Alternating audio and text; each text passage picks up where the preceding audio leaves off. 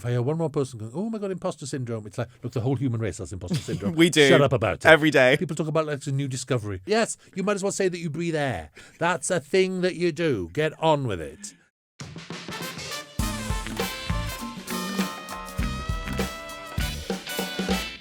Welcome to Josh Smith's Great Chat Show, the place where you get the chats you won't find anywhere else. Now, before we get started today, make sure you subscribe, babe, so you never miss an episode wherever you're watching or listening right now.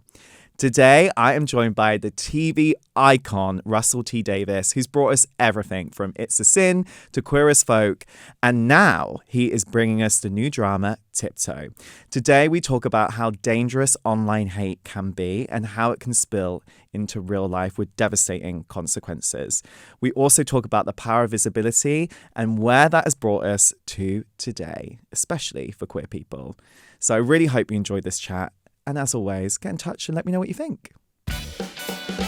Russell. Hello. Welcome to We Josh meet at Smith's Great last. Chat Show. Yes. At long At last. They've been keeping us apart. We're all about great chats on this show. Yes. And you've had so many incredible, great conversations in your career. But there's one I want to start off by asking you about. Yes. Because recently your new show, Tiptoe, you got Yeah. Alan Cumming starring in it. And it's taken you 20 years to get him into one of your shows. It has. Yes. So what was the conversation that tipped it over into a well, yes? What we did this time was go well in advance. Yeah. Because normally, it's like it with all busy popular. People always say, oh, did you write that part for that actor? It's like, you can't do that because you're lucky if they're free. And you can get past their agent. You try to get great actors. It's like, no, they're in Guatemala for 6 months and things like that. Or with Alan, it's like, no, he's doing especially he's got the Traitors. Yeah. And things like that. And he's running a theatre festival in Pitlochry in Scotland.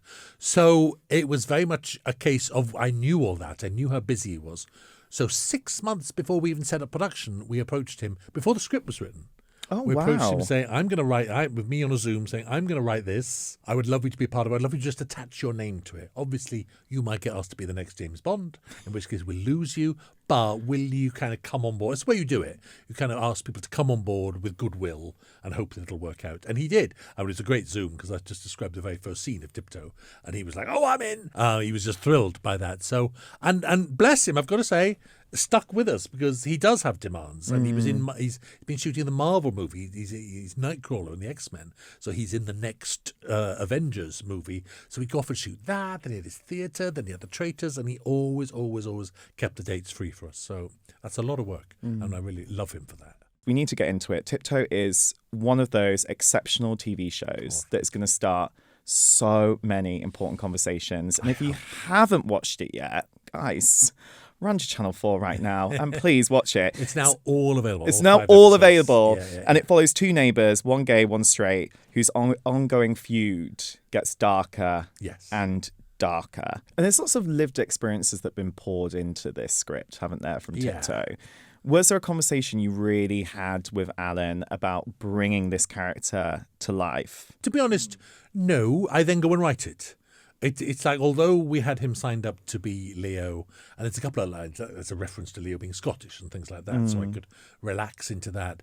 But no, then it's mine to create, and he loved it. He never changed a single line. I'd send him a script. I'd then write a script a month.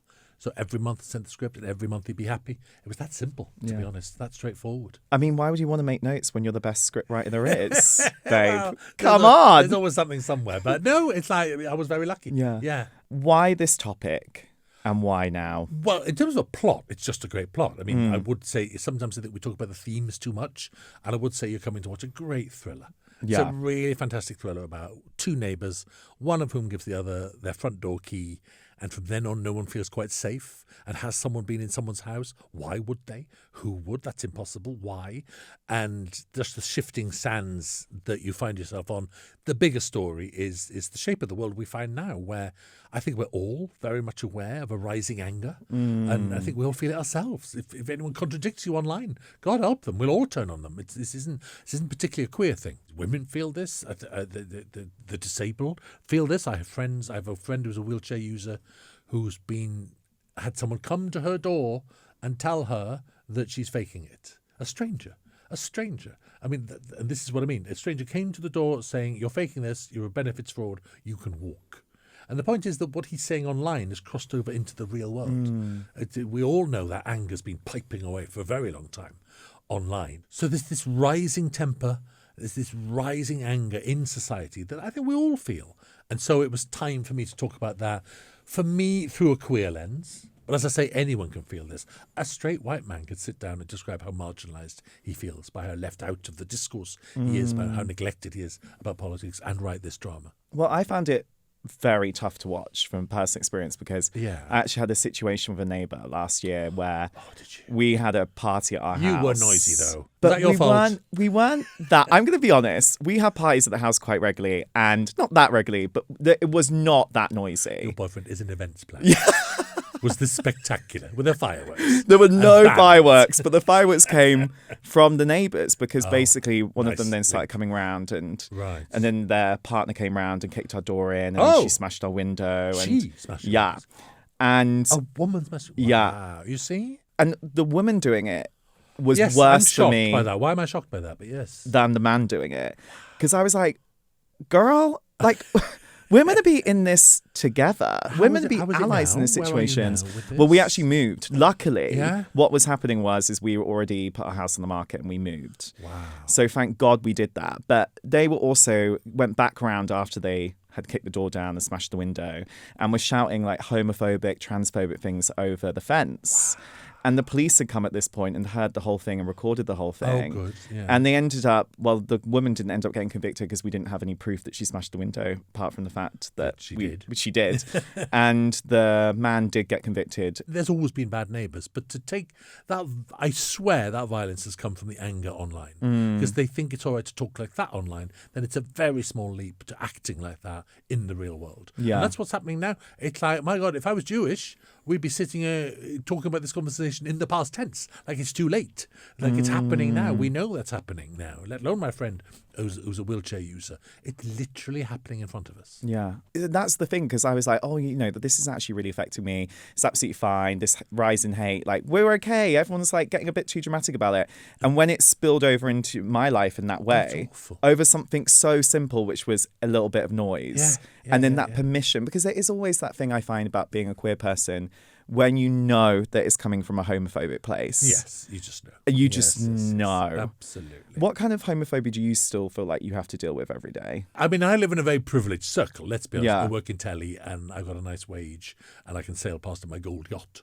But I do feel very aware that you feel like you're coming out every day, don't you? Yeah. In a shop.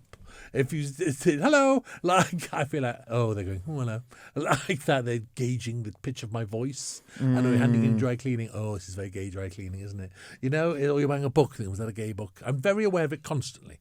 And I think the truth is we do come out every single time. Every time you and I meet someone new, it is, whether we like it or not, a process of coming out. It could be ticking away as a quiet little hum, or it could be a big, hello, I'm gay. It could be a big overt thing, but it's always there. And I mean, career-wise, in terms of like facing homophobia, I've been very lucky in that I can guide my own career. I know there are people who won't work with me. It won't say because I'm gay, but it's like, but in the past, I know people at Granada at television used to say, oh, well, his scripts are too camp. They'd say, oh, what about Russell for this job? No, scripts are too camp. I know that was said, which is fine. Like, I want to work with that person anyway. So that's a simple thing. It's like, fine, I'll move on. So, of course, it's always there. However, I can't exactly sit here with a big bleeding heart about my poor career because I've been fine. Yeah. But also, it must spill over online as well, right? Because I feel like that is like a whole other kettle of fish, but isn't it? That's like saying there's sea in the ocean. That's what I mean. That's I think it's time to stop being surprised the fact that there's hate on X, because it's a hate site. It's like we shouldn't be surprised that there's food in cookery programs. It's like that's what belongs there. So it exists for hate. And I'm not on X. It's like you can go and read it and look at it. But why would I do that often? And there are people screaming at the wall about me. You start to worry when you think how long until that bile and that anger crosses into the real world. That's when it's a worry. Exhibit A, I've experienced it, so you can see it happen. Exactly. I think what the show picks up on so well is the fact that we now basically approach our entire lives like algorithms. Yeah. And we actually can't stand to even be in social settings and social circles with people we disagree with. Yes. And the art of healthy debate has well and truly gone in the bin. Gone. How do you think we can get back to a place of I don't know if healthy we can. debate? I think it's what Tiptoe's about, because I can see no sign of it getting better. All of Tiptoe, it's available to watch now. I won't spoil the last episode because that doesn't mean everyone's seen it yet. But the ending is absolutely remorselessly without hope, completely. Because are we about to turn off our digital lives and start talking to it? No, we're not. No, we're not. Or it'll take hundreds of years. And my friend Murray has this saying that he always says in times of societal distress, where he says after the invention of the printing press, there was war for 200 years. And we have an invention like the print. Well, what we've invented with online is a form of communication that we have not evolved to cope with. We're typing at each other. It's insane. We're not used to that. No one likes writing. Suddenly we're all writing at each other. And you don't communicate properly in writing. As I know full well as a writer, the hardest thing in the world is to communicate in words, printed words, what you actually think. And yet at the same time, we're brought up in school to absolutely respect the written word. Books are holy. I completely agree with that. Hooray for books. And yet teaching sort of says everything written is sacrosanct and true. And yet now what's being written is bollocks. And yet, because we read it, if you heard it in a pub, you think, oh, that's an angry man in the corner. But when you read it, it has power, it has weight, and it has permanence. So we're trapped. I can't see a way out. Can you? We're not about to turn it off. Maybe we'll try and turn it off for under 16s, which I think is absolutely vital. And if people say they go, oh, I lose my study group, it's tough. It's like I think it's got to go for under 16-year-olds. Absolutely, it's like we're trapped in a merciless situation. If I went into a playground and showed an 8-year-old porn on my phone, if I said, "Hey kid, here's 2 girls, 1 cup. What do you think of that?" I'd be arrested. If I did it at home to my daughter, say, "Hey, look at this kid," the child would be taken off me. If the phone does it to your child, no one is responsible, and all those companies are blame-free, and it is unstoppably happening. When they do those pieces of research, say 50% of children 8 years old have seen hardcore pornography. What that means is the other 50% are lying. They've all seen this stuff. At 8 years old, it is damaging them irrevocably. You worry about the situation now. What in 20 years, when that generation has grown up, mentally damaged, and is in charge of running the world? We're in such trouble. I don't know the way out of it. But I think we've also got to be realistic. And I think putting our heads in the sand and thinking this is going to get better overnight is just ridiculous. Yes. So actually to speak it into existence and say this is the very real situation is a really important thing to do right now. I suppose, but that means me turning around to you and say, turn off your phone. You're about to do it. Yeah, that's the thing, isn't it? It's not. Because we're all fueling it in weird ways. We're all like, you saw... was it Rosamund Pike on stage the other night telling someone off in the audience for texting during a play? And that's a mild, small thing. I love her for doing that. But it's like we're starting to lose control. We're losing all boundaries. And they're taking over. It's astonishing. I also think the thing that is really scary now is the fact that social media companies have monetized hate. Yes. And that's what's really scary because now we're teaching a whole generation, especially young men, that if you are hateful, you're going to make money from it. Yeah. And they're buying into this economy of hate that is really alarming, isn't it? Get money from your YouTube adverts is by summoning up the hatred. Where's it going to stop? Can you see it stopping? Can you see YouTube saying, no, I won't make that money anymore. We'll be moral and principled and edit our stuff and have good people in charge. It's not. It's literally going the other way. Where it's getting more and more fierce with every passing day. Where's that going to end up? It's terrifying.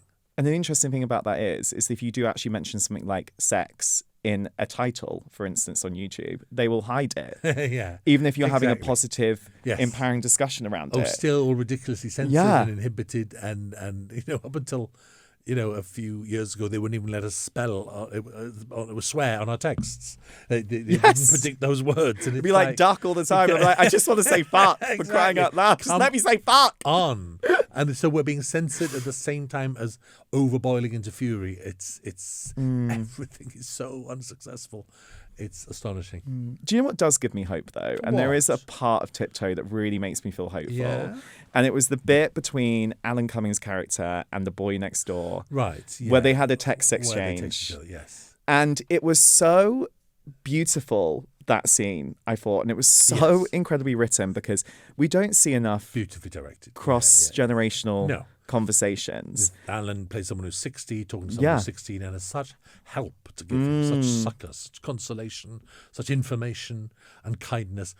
You haven't seen the rest of the series yet. That goes disastrously wrong. Yeah. Disastrously. Everything in the Tiptoe, text thread really becomes... Every good intention goes punished in Tiptoe. Everything goes wrong because I believe that's where we're heading.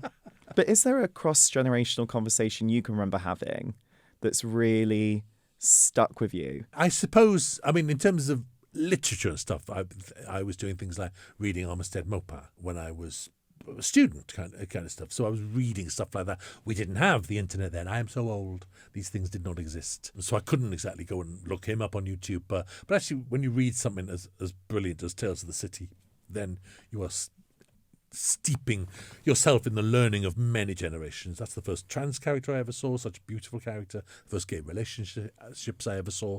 So yes, and actually when I was about 11 years old, I've got two older sisters, so I was reading things like The Women's Room by Marilyn French, which is very raw 60s stuff about sex and women. So I had a good education in that sense, in that no books were ever taken out of my hand in my house. So books became your cross-generational Those support. Those were the mentors then, yeah. Yeah.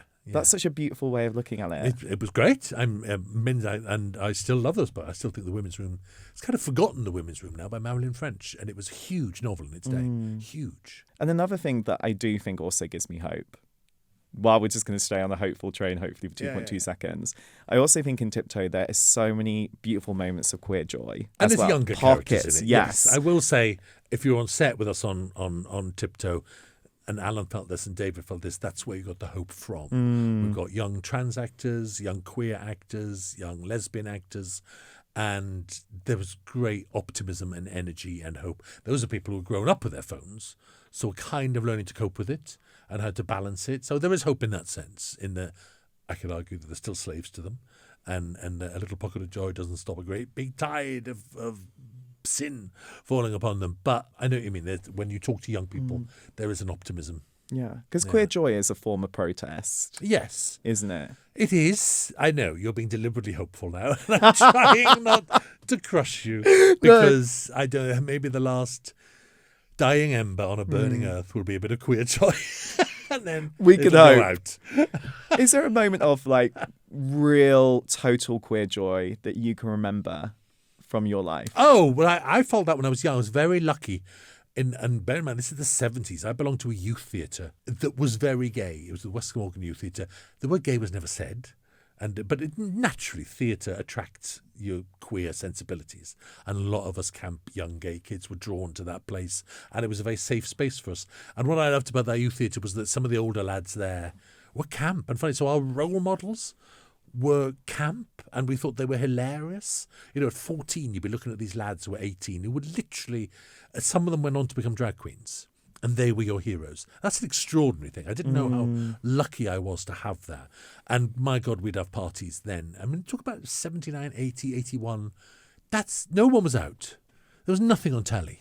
There was in Swansea. There was no Soho to run off to. This is in Swansea. We had one gay club, and that was it. And even that was a bit scary to go into because you were still so young. And so out of that was this youth theatre, in which was also very creative. That's what started me writing. My first plays were plays written for that youth theatre.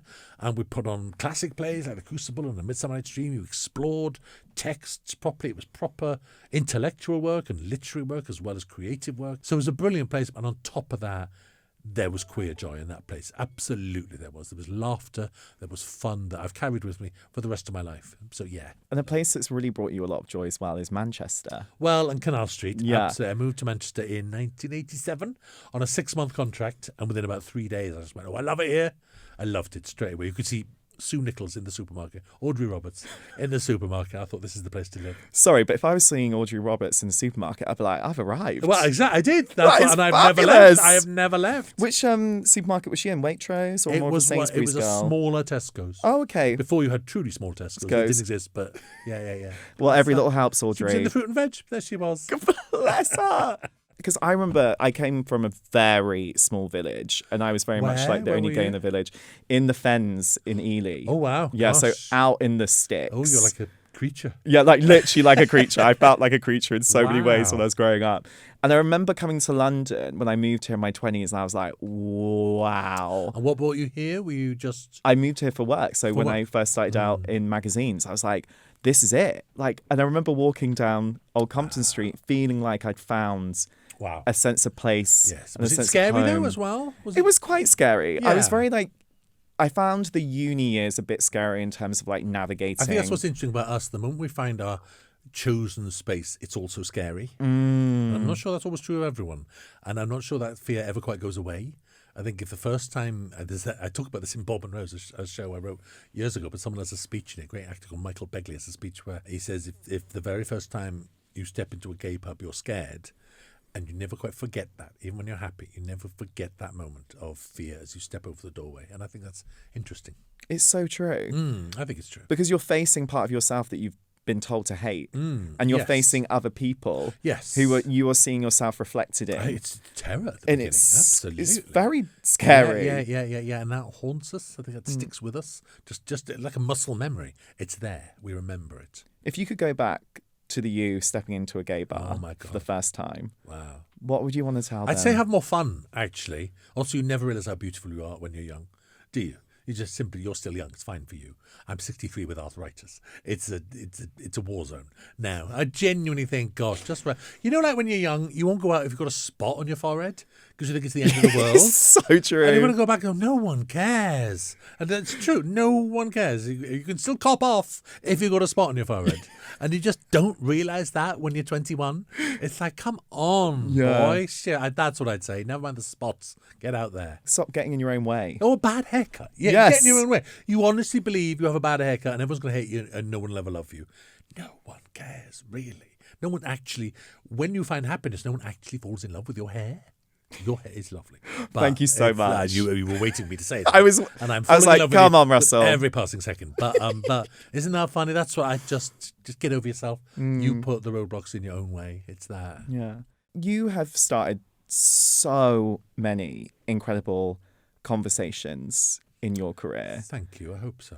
Which one are you proudest of starting? Oh, I mean, I don't know what the conversation is, but it's Queer as Folk, without a doubt. Queer as Folk opened the door for everything that came since, and still does. When we went to Channel 4 with Tiptoe, they actually said, thank you for coming to us, and ever since Queer as Folk, the door is open to you. And we said, I said, 26 years old. It's like the same staff are not there. No one is at Channel 4 who worked on Queer as Folk, but the fact they remember that legacy means a lot. So that, just the whole being gay on television, that conversation, just here are visible gays being visibly out and visibly happy and just living their lives. The fact that Queer as Folk has scenes set in supermarket and they're not the supporting characters in the back and they're not the tragic characters and they're just there living their lives and having mums and arguing and falling out and friends. Yeah, that's the best thing ever. Yeah. And that's sustained me ever since. Because I came out quite young. I was like 13 years old. And I remember coming 13. across Queer as Folk, probably when I was around like 15, 16, during that whole like sexual awakening kind of time. And I remember watching the first episode and being like, what are they doing? And I was like, conversation, you mean? Yes. I mean, you basically brought rimming to the mainstream. I'm very proud of this moment. It's a very proud moment, no? I am proud of that moment, and it wasn't just salacious. I did it on purpose. It's a sexual act. It's a sexual act that I think Nathan at 15 in 1999 wouldn't have fantasized about, because I think, bear in mind, there's no porn back then. He wouldn't have had accessibility to porn. I think without that, he wouldn't even dreamt of that, and that was the important thing, was for his head to be blown. Do you think there's been a big change in the way that people have approached sex scenes from your start of your career to now? Well, the filming of them's changed enormously with the intimacy coordinators, and I'm just literally appalled when people like Gwyneth Paltrow and I think Jennifer Aniston, piped up criticising the use of intimacy coordinators on set. They should be arrested before they're allowed on set. They should be locked up and thrown away and not allowed to be on a set because they are willfully putting actors in danger. In danger by allowing that. Shame on them. Shame on their power and their responsibility. I said this in public a few days ago, and I wish I could say this. I have had immensely famous women texting me, supporting me for saying this. And do you know what? I can't say any of their names out loud because of the criticism they get. But what a world. See? What a world. You know, here I am writing Tiptoe about queer people going through this. Women go through this all the time, still. All that MeToo movement, barely scratched the surface. Well, that's the thing. Yeah. We've actually gone so far backwards since Me Too as well. We think that's the problem. We constantly think we make progress. Yeah. And actually, it's usually we make one tiptoe forwards and it's 10 steps And Me Too, back. the whole Me Too movement acted as though this is a problem about actors. And actually, it's in every factory. It's in every school. It's in every office. That's where the problem is. And also, I think the problem with Me Too is they concentrated on men and sex. And actually, men and anger is a much greater problem. It's like there are plenty of men in positions of power and on film sets who act furiously, not necessarily sexually towards people around them, but furiously. They're allowed to get away with it. It's astonishing. The numbers are vast of people who are allowed to do that. Oh, I have women coming in here all the time talking about stories and experiences from being on film sets. Yes. Rebecca Ferguson being a really famous case where she talks about someone being number one on call sheet screaming at her and the producers coming on and being like, you gollop up with it. Yes, that anger has not begun to be touched and is still a great secret. And here I am not naming any names, and you could name names as well, and yet we don't. Why? Why are we so polite? And yet we kind of think it's professional to maintain that omerta around it. It's so wrong. It's a sense of fear, though, isn't there? Because I think when you get into a position of power like you have and you have so many you do so much great things with your platform. Yeah. You I kind mean, of make have the sure you fear don't of it work being with them taken again. away. There is that. Yeah, you're like, see ya. That's kind of all you can do, really, for the moment. That might change. Yeah. You mentioned a couple of like nervous conversations you've had with execs and people at channels. Yes. Is there a conversation you've had with a channel or a showrunner or someone on set that's really showed you how far we've still got to go with representation? Queer as Folk solved a lot of problems for me. Now, if you're going to be working with me and you have a problem with something gay or queer in my work, you'd better be ready for that. And actually, as a result, that doesn't tend to happen. How can someone executive come up to me saying, that gay sister, I don't think she should be gay? It's like, good luck with that then, because they're just not going to win. But also, they wouldn't be working with me in the first place, knowing what I do and knowing that I do these things honestly and with integrity and passion. I'm not just throwing stuff in. So in that sense, I feel guarded. I know what you mean. Things still come along. I think there is increasing fear now because of exactly what I can talk about. I don't want to be too specific, but within living memory, within the past kind of 5 years, I remember something in a script and an executive was worried about it. And I said, oh, this is fine. And this person said, actually, you say it's fine because you live a very nice life. But actually, one of our producers, meaning people online, got her name and followed her home. And that was dangerous. And then you have to take a deep breath and go, wow, I am very privileged and very lucky. And this is what Tiptoe is about, is that anger online spreading into the real world. There was a woman followed home by someone who just turned out to be an idiot. But nonetheless, the fine line between me saying, by someone who turned out to be violent, is so thin. When you first wrote Queer as Folk and you created it, what did you think that queer life would be like in 2026? Oh, much better.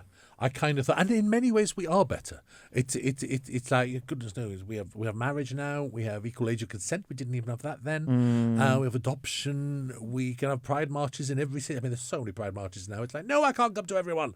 It's like, no. You must get calls all the time to lead a pride march. Norwich, I can't make it. I'm sorry. You once misdiagnosed me with food poisoning when I had appendicitis. I'm not coming to your city.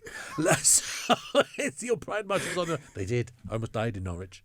Food poisoning. I was dying of peritonitis. Anyway, I can bear a grudge for a long time. But this is part of Tiptoe's argument that we now have.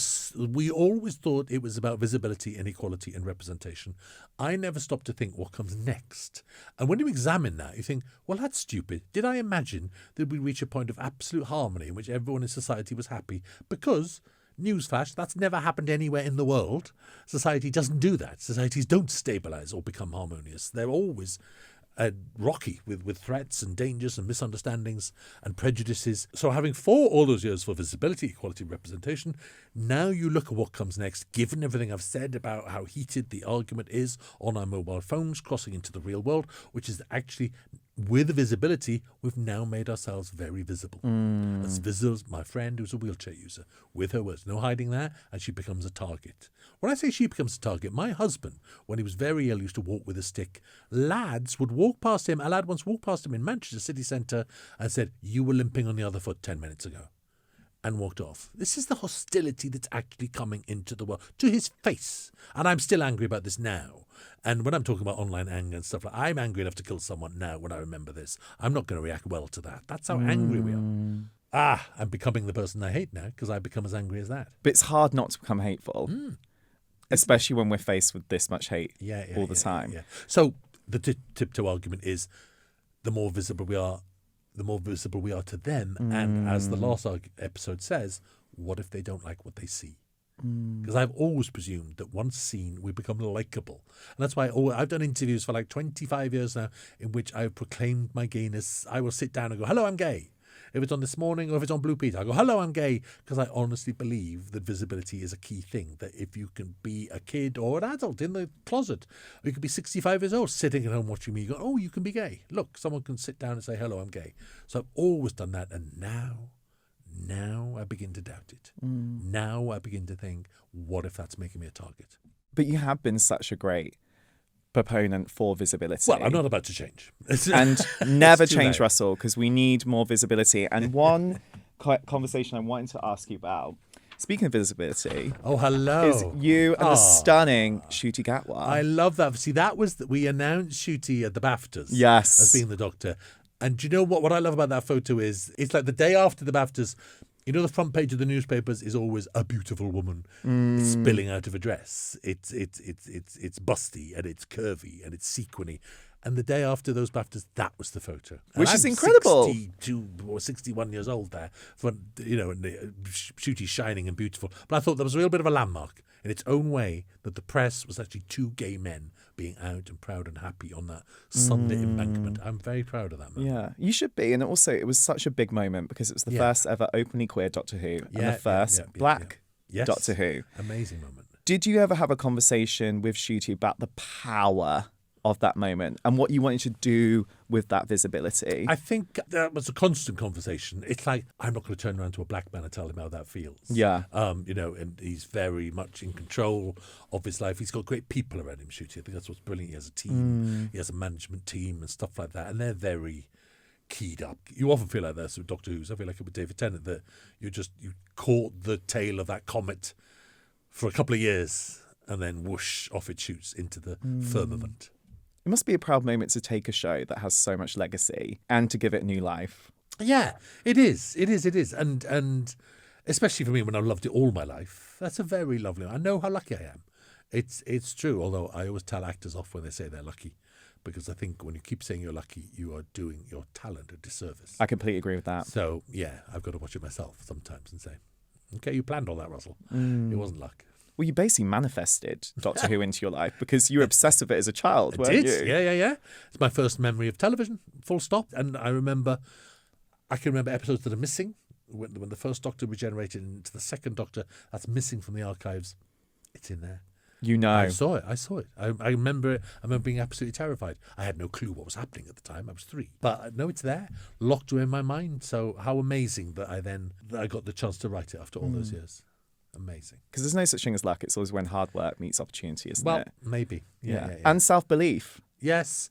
That's hard because equally, I think self-doubt is a powerful engine.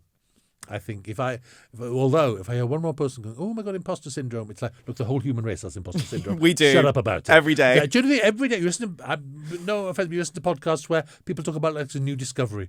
It's like, and then I discovered I've got this imposter syndrome. You go, yes, you might as well say that you breathe air. That's a thing that you do. Get on with it. It's so true. Honestly, we've had like 30 years of therapy as the human race, not caught up with the fact that it's a natural way of thinking. Now shut up about it. There is one thing I really want to talk to you about, actually, because this is a discussion that's come up quite recently. And I always think that people from certain communities should tell their community's story. Yeah. But recently, there has been a lot of backlash to the BBC's plan to make a drama looking at the rape and murder of Sarah Everard, and it being written by a man. And 400 female screenwriters have sent an email, signed an open letter to the BBC, saying that this should not happen. Can only people with lived experience write certain stories? It's a very interesting one, that, and there's no clear solution to this. For example, it's like you could look at that Believe Me, which was written by Jeff Pope, and sort of think, yes, that's the story of the women. It's also the story of John Warboys. And actually, there's a lot of work to go into the understanding of how he operates. So it's like there is a male protagonist in these stories. However, I say that just as a little glance towards the opposite argument, because I'm obviously completely in favour of. That's why I would never have written a trans drama, and Paris Lees had to come forward and write How It Feels to Be a Girl, which was monumental and BAFTA nominated, incredible, groundbreaking, and absolutely wonderful. But I got asked a lot of times to come and write a trans drama and would not, because it had to be a trans writer. And indeed, I got a trans writer, wonderful Juno Dawson, onto Doctor Who to write. And what I love about that script is that that's not a trans script. It's like, it's full of pitfalls. It's like employ a trans writer, but then you're only going to use trans writers write trans stories. A trans writer could write Pride and Prejudice. A trans writer could write a straight Pride and Prejudice. A trans writer can write Wuthering Heights. It's the same with the working class argument. It's like people always inevitably dig into the working classes when you have this argument about the working classes not being represented in television, not being staffed in television. And then they all kind of assume that this great working class writer will come along and write the next Shameless. They'll write about working class life. I think they should be writing Romeo and Juliet. Not necessarily on an estate. I think they could be writing Wuthering Heights set on the Yorkshire Moors. So it's a tricky one in that you want those. In fact, you want everything. That's the solution to it, is you want all these versions. And there's an awful lot of drama. There's an awful lot of slots. So you want the women's dramas to be written about women, but also I want the women to write about male wrestling. I want to see their take on that, because actually they will have insights into that you wouldn't normally have, that actually they could perceive things about that are fascinating. So it's very tricky.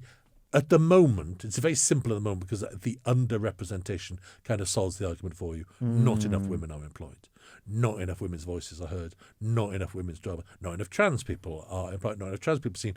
So you can save the niceties of the argument for once things are balanced. When it's massively imbalanced, yes, get women writing the women's stories. Yes, get them on board. Yes, men, shut up a bit. It's like this is a long game, and maybe you've got to put up with 20 years of the balance being restored. Maybe it's 100 years. Once it's restored, then every story is there for everyone. But right now, the balance needs equating. And it is Pride Month, believe it or not. It is. Shocker. Starting I have right 12 of those a year. now. 365 days of the year, Russell. It's Pride Month in my house, in my life. And the other 11 months, I don't have any pride. Don't have any pride No. at all. But I want to know, when have you been proudest of yourself? Proud. I know when I was proud. Actually, when I was unashamedly proud was when It's a Sin won the National Television Award. That's because that's voted for by the public. Other awards aren't. Things like BAFTAs weren't voted by juries. That is for a little Channel 4 drama that had a budget of tuppence, with a cast of kids who no one had ever heard of, about a subject matter that you'd think would be boring or miserable or uninteresting. For that to be voted the number one show was just the best moment. Ollie was there, and Mari was there, David Carlisle was there. We all went up on the stage. It was just the most magnificent night. And it's a very strange thing with It's a Sin. You're there on behalf of thousands of people who died. It's like during the whole of It's a Sin, when it was so surprisingly successful, we kept on saying, "Oh my God, we should take that cast out to dinner. We should have a dinner. We should have some champagne. Well done. Congratulate them." And it never happened. Partly because life goes all over the place. But actually, I think it never happened because it was hard to celebrate. It's like, yeah, we did a really good thing about that show, about the people who really, really died en masse. So that we never quite had that moment. So for me, that was that moment. And that win was for all those people who lost their lives. And the people who still have HIV and live in the shadows. Absolutely. And those who live proudly with it. Actually, let's celebrate them as well. I did a speech to say this is for everyone we lost, everyone we loved, everyone who learnt, and everyone we loved. Yeah. Because it's one of the hardest things, I think, to be out and proud as a HIV positive person. They exist now. Yeah. These people Which is exist. Incredible. Yeah. And equally, I know, you must know, people still living in shame and shadows, still to this day. My lovely friend Jay, who's no longer with us, just about 5 years ago, he was trying to, in a family thing, he was going through a family thing of trying to adopt some children. 3 times in court his HIV status was brought up. That's kind of illegal. It's absolutely irrelevant. And yet 3 times, bang, bang, bang, like a tolling bell. Shame on them. Shame on them. Yeah. Well, that's something we should be talking about more. And this show is all about starting important conversations like you are. But is there one thing that we should all be talking about more, especially this Pride Month? Oh, wow. Well, it's probably it's hard to ask me that when I've just written a show about it. That's the Tiptoe argument, which is a warning to say actually that I mean, not that I ever want to take a step back from our visibility, but be on guard. I think the forces massing against us are becoming strong.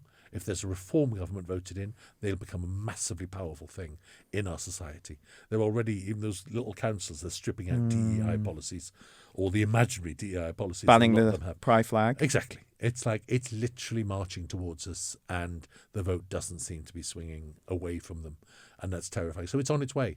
It's like everything. I have been warning about this for a very long time, and now, frankly, I see it coming true, and it is literally coming true in front of our eyes. So be on guard. There's a fight coming. Be ready to fight. And use your voice. Yeah. It's the most powerful tool we have. Always. Because the other people are very loud. They're loud and screaming, and they've got the social media on their side. Those algorithms all bend to the right or bend to the extreme or bend to the straight. Actually, they do. Those tech boys create those algorithms, and they are straight lads not bending in your direction for a second. They're not bent. At all. They're lost. They're lost, babe. What a loss to them. Well, it's been the best chatting We got today, a bit Russell. Dark, really. But I love it. Okay. We've gone on a real journey Yes. together. Yeah. And that's what this show's all about. Thank you. I really appreciate it. So thank you for that great chat, Russell. Pleasure. Thank you.